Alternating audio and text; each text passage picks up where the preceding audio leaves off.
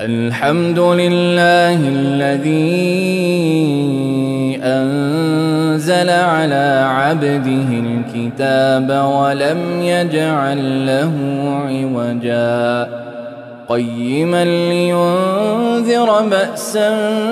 شديدا من لدنه ويبشر المؤمنين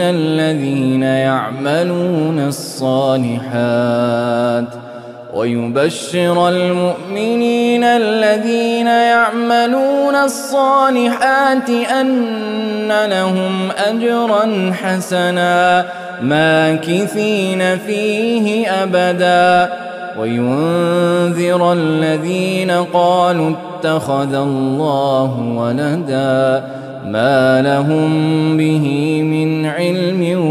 ولا لآبائهم كبرت كلمة تخرج من أفواههم إن يقولون إلا كذبا فلعلك باخع نفسك على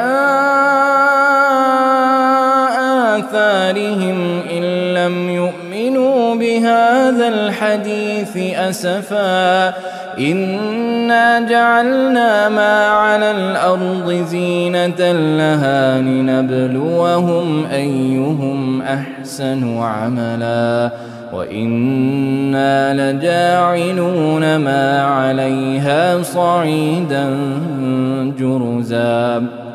أم حسبت أن أصحاب الكهف والرقيم كانوا من آياتنا عجبا إذ أوى الفتية إلى الكهف فقالوا ربنا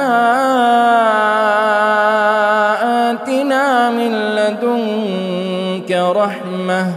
وهيئ لنا من أمرنا رشدا